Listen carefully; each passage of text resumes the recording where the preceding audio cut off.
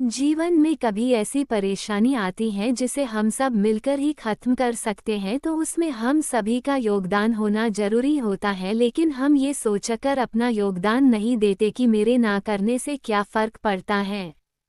आज की प्रेरणादायक कहानी यही बात सिखाती है कि हमारे एक के ना करने से क्या फर्क पड़ता है। एक बार एक राजा जो अपने राज्य में फैली एक बीमारी से बहुत परेशान था। रोज बीमारी से राज्य में मरीजों की संख्या बढ़ती जा रही थी।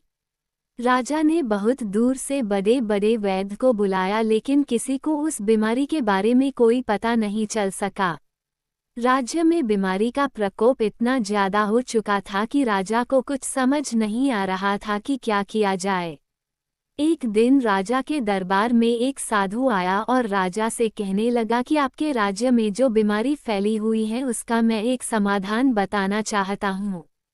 राजा ने कहा कि इस बीमारी को दुनिया के सबसे बड़े वैद्य सही ना कर सके, उसे आप कैसे सही कर सकते हो।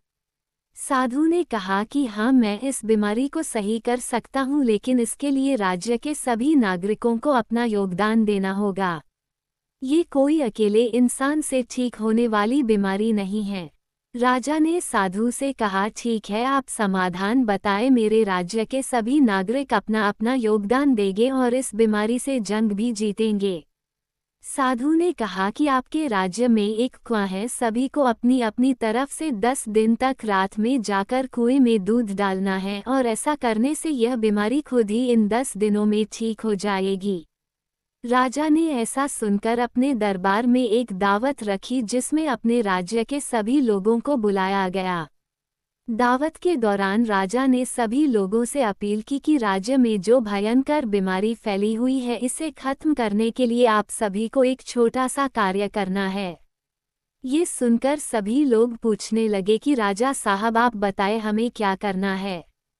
राजा ने कहा कि आप सभी को राज्य में स्थित कुएं में 10 दिन तक रात होने पर दूध डालना है। यही इस बीमारी का इलाज है, अन्यथा हम सब इस बीमारी की चपेट में आ जाएंगे और एक दिन सभी मारे जाएंगे। सभी लोगों ने राजा से वादा कर लिया कि हम सभी जरूर कुएं में दूध डालकर आएंगे और इस बीमारी को जड़ से खत्म कर देंगे। सभी लोग अपने अपने घर चले गए। रात हुई, सभी लोग कुएं में दूध डालने के लिए कुएं के पास आने लगे और दूध डालने लगे। पूरी रात लोगों का आना जाना लगा रहा। सुबह होने ही वाली थी, किसी ने एक बुढ़िया को कुएं की तरफ जाते देखा और उसके हाथ में जो बाल्टी थी उसमें देखा कि दूध की जगह पानी भरा हुआ है। बुढ़िया ने कुएं के पास जाकर चारों तरफ देखकर छुपके से बाल्टी का पानी कुएं में डाल दिया और वापस अपने घर आ गई। ऐसा होते हुए 10 दिन बीत गए, लेकिन बीमारी कम नहीं हुई बल्कि और ज्यादा हो गई। 10 दिनों के बाद फिर से वही साधु राजा के दरबार में आया। साधु को देखकर राजा ने साधु से कहा कि आपने कहा था कि 10 दिनों तक कुएं में दूध डालने से बीमारी ठीक हो जाएगी। हम सभी ने ऐसा ही किया है, लेकिन कुछ फायदा नहीं हुआ बल्कि और ज्यादा खतरनाक स्थिति बन गई है। साधु कुछ देर चुप रहा, फिर राजा से बोला कि आपको सही पता है कि सभी लोगों ने ईमानदारी से कुएं में दूध डाला है। राजा कुछ देर तक सोचता रहा। इतने में एक व्यक्ति बोला कि राजा साहब, मैंने एक बुढ़िया को कुएं में दूध की जगह पानी डालते हुए देखा था, इसलिए ही बीमारी सही नहीं हुई है। राजा ने अपने सिपाहियों से कहा कि उस बुढ़िया को पकड़ कर लाया जाए जिसने कुएं में दूध न डालकर पानी डाला था और उसकी वजह से ये भयंकर बीमारी ठीक नहीं हुई। उस बुढ़िया को राजा के पास लाया गया। राजा ने पूछा कि तुमने कुएं में दूध न डालकर पानी क्यों डाला।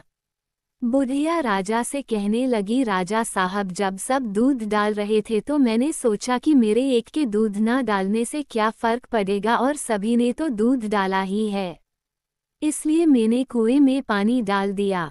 इतना सुनकर राजा और साधु दोनों कुएं के पास जाने लगे, ये देखने के लिए कि क्या सभी ने दूध डाला है या नहीं। कुएं के पास जाकर देखा तो पूरा कुआं पानी से भरा हुआ था, उसमें दूध की एक बूंद भी नहीं थी, क्योंकि सभी ने उस बुढ़िया की तरह ही सोचा था कि बाकी सब तो दूध डाल ही रहे हैं, मेरे अकेले दूध ना डालने से क्या फर्क पड़ता है। सागर इतना बड़ा है कि उसमें से एक बूंद निकाल ली जाए तो उस पर कोई फर्क नहीं पड़ेगा, लेकिन एक एक बूंद करके सागर से पानी निकालते रहे तो एक दिन ऐसा आएगा कि सागर भी सूख जाएगा, क्योंकि बूंद बूंद से ही सागर बनता है। ये कहानी हमें सिखाती है कि हम सब कहते रहते हैं कि ये गलत है, वो गलत है, इसमें ये बदलाव होने चाहिए, उसमें ये बदलाव होने चाहिए, मगर जब कुछ करने की बारी आती है तो कोई आगे नहीं आता, क्योंकि सब यही सोचते हैं कि बाकी सभी तो कर ही रहे होंगे, मेरे अकेले के ना करने से क्या फर्क पड़ेगा। और नतीजा कुछ नहीं होता, जैसा पहले था वैसा ही रहता है।